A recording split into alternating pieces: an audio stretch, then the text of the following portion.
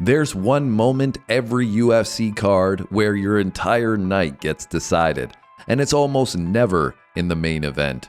It's the sure thing favorite who wins, but the method ruins your leg. It's the volatile fight you thought would go long, ending in 2 minutes. It's the one underdog you didn't respect, landing the one shot they needed. And UFC 324 is loaded with those exact traps. So in this video, I'm giving you my final predictions using my proprietary scorecard, and then I'm turning those predictions into refined betting legs, the cleanest ways to attack this card without getting cute. Also, we have heard, or most of us have heard, at this point that Harrison versus Nunes is off the card due to Harrison's withdrawal, so this is our tightened slate. We're going fight by fight with my win percentage from my proprietary scorecard, the most likely outcome, and then the best betting leg that matches the way the fight wins. Because picking winners can be pretty easy. Picking the correct shape of the fight is where the money lives.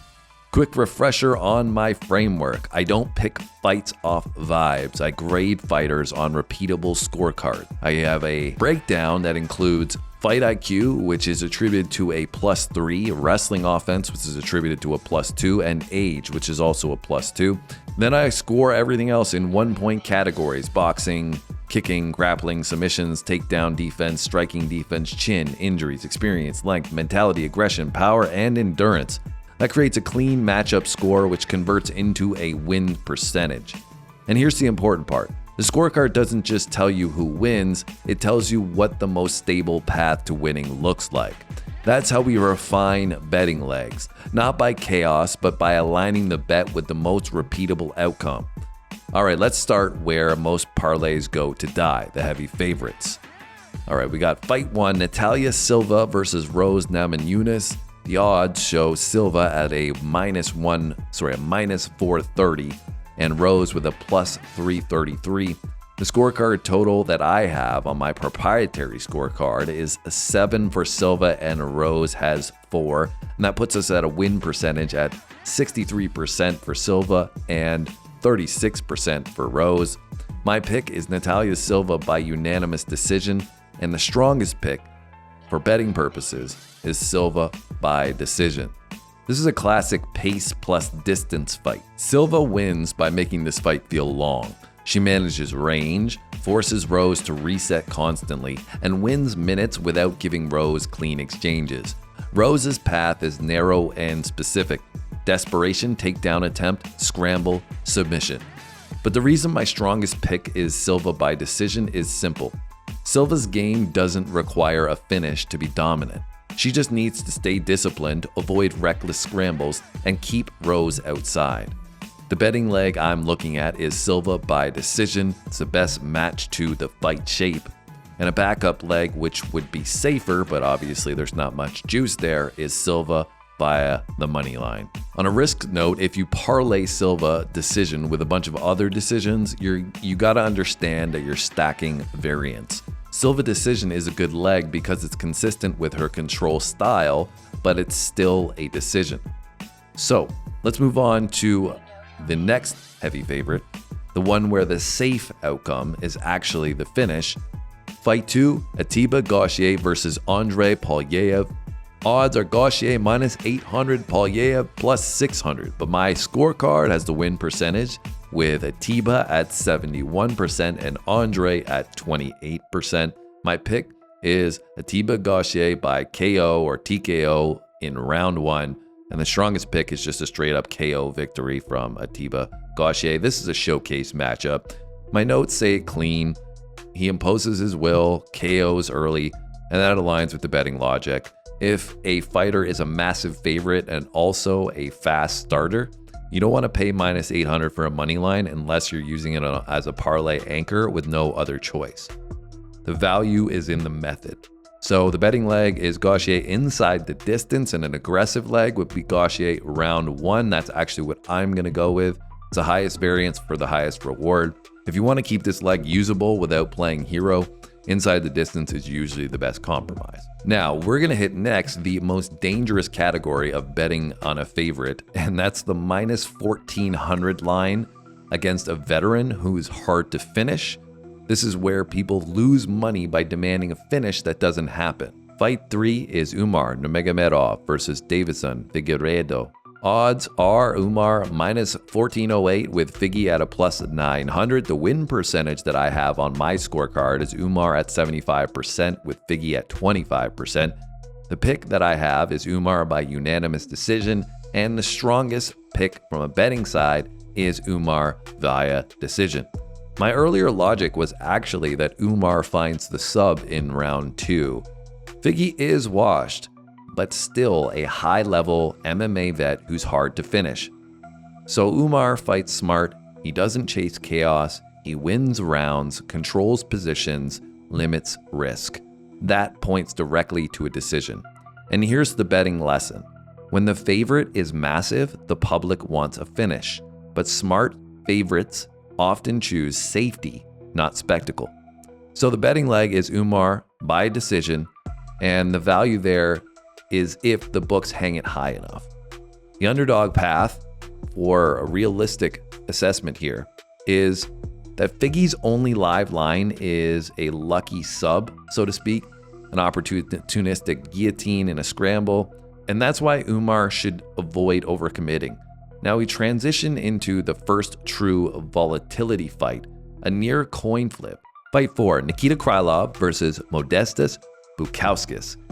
The odds are Krylov at plus 165 is the underdog, whereas Bukauskas is a minus 188 favorite. On my scorecard, I have the win percentage at 58% for Krylov and Bukauskas at 41%. We see some value there. And I have the pick as Krylov with a KO or TKO in round 2. The strongest pick here is just ends inside the distance. Not picking any fighter outright, just that it ends inside the distance. That's your best bet for a path to victory. The fight is messy, and the notes I've got capture both truths. Krylov is a gunslinger with miles on him. Bukauskas is limited, especially in speed and striking selection, but has the ability to chin Krylov if Krylov gets reckless. So the pick is Krylov because the scorecard favors him overall. He's the most dangerous minute winner on the feet, and he can force the pace. But we still anchored the strongest betting angle, which is fight inside the distance. Because both guys have explosive ending potential, and both have defensive gaps that show up when the pace spikes. So the betting leg is fight doesn't go the distance, and that means if you're building a parlay, this is a cleaner leg than trying to pick the exact winner in a volatile matchup. However, there's definitely value on Krylov there. If you want to go with an underdog on this card, Krylov is probably your best bet. All right, here comes the fight where the betting market and the scorecard align, and we're looking at a finish lane that fits the fighter's identity perfectly. Here's the forgotten detail that matters though. Every bet has a hidden question inside it. Do I need this fighter to win, or do I need them to win a certain way? UFC 324 is the kind of card where you can be right about the winner and still lose your bet because you picked the wrong method. Now, we're matching method to matchup. That's how you keep things clean. Now let's talk about the featherweight fight I'm calling as a finish. Fight 5, Arnold Allen versus Gene Silva. The odds are Allen at plus 200 with Silva at minus 245. The win percentage on my card is Allen with a 44% chance and Silva with a 55% chance. My pick is Gene Silva by TKO or KO in round 1, and the strongest pick on a betting angle would be Silva inside the distance because he does have a submission threat. My explanation is blunt. Allen is a decision king, so for Allen to beat Silva, he'd likely need to finish him, and that's not Allen's identity.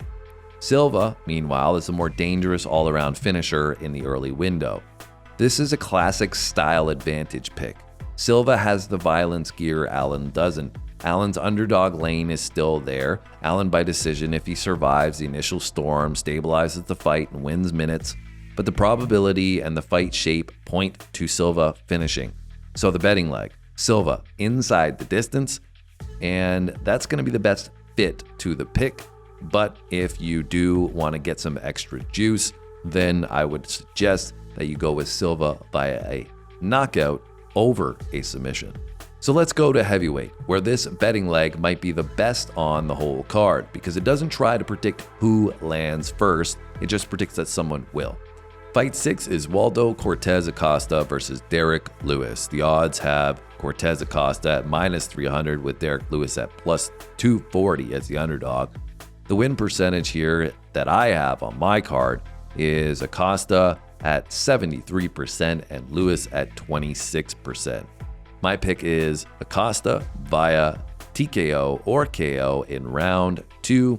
And the strongest pick that I have is that the fight doesn't go the distance, although not going to maximize the juice on that one.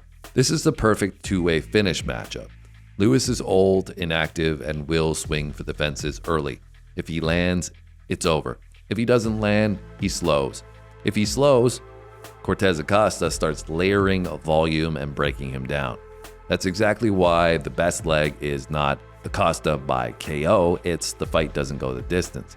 Because both men have real finishing routes. Lewis, early bomb, WCA, late attrition finish. So for the betting leg, we have the fight doesn't go the distance. That's the most obvious one to roll with. However, if you want to get more juice, going with Cortes-Acosta via a knockout is going to be the best value. Cortes-Acosta very unlikely to get a submission victory.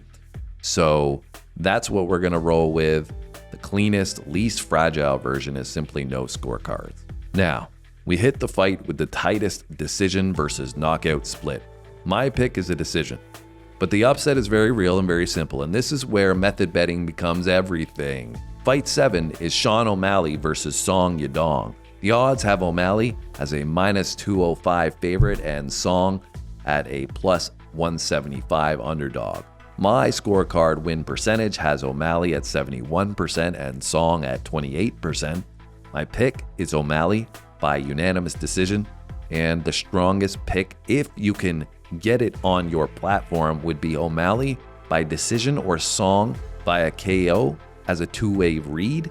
Those are the most probable outcomes going in either direction. This fight is about control. My read is that O'Malley has the length and accuracy to win minutes. Song has early pop, but likely loses that edge after round 1. O'Malley's agility keeps him safe enough to pile up rounds 2 and 3. That maps to a decision.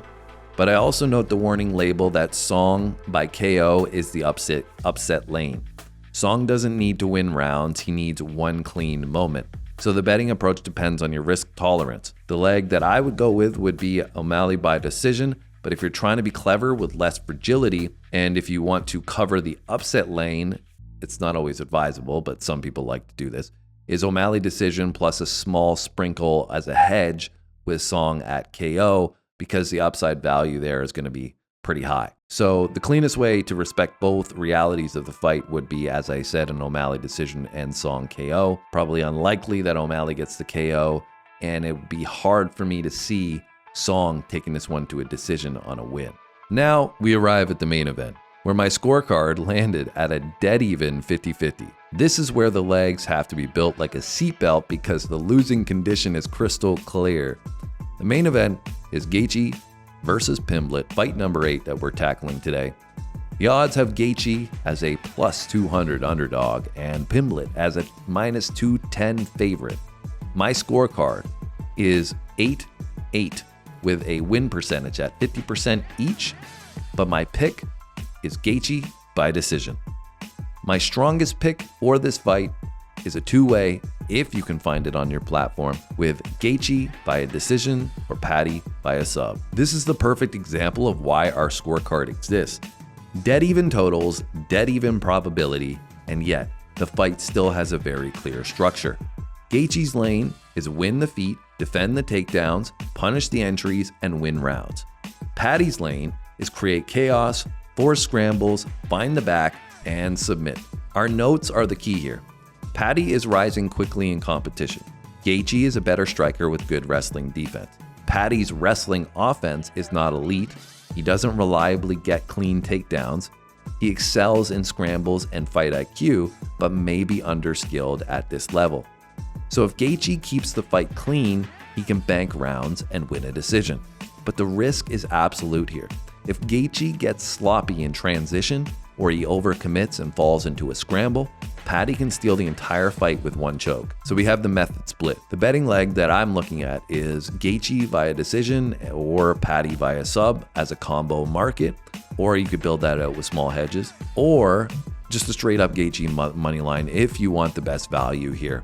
Obviously at plus 200 for somebody with Gaethje's experience, probably the best underdog that you're going to find on the card in terms of risk tolerance. This is why the main event is so hard to bet, even when it's easy to understand, because both men have a win condition that doesn't require being better, quote unquote, for 25 minutes.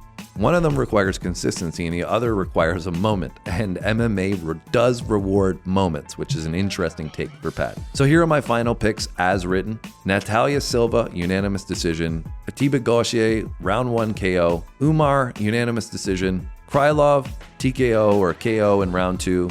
Gene Silva, KO round 1. Cortes-Acosta, KO in round 2. O'Malley, split decision. And Gaethje by decision. We'll say that's probably going to be a split as well. The UFC is still the place where one scramble can flip a whole night. So if you're betting, bet the fight's identity, not your ego. Comment down below your favorite leg, Silva, Umar, Gautier, fights inside the distance, a Gaethje money line, whatever. Comment down below. Make sure you subscribe and like, and let the Paramount era begin.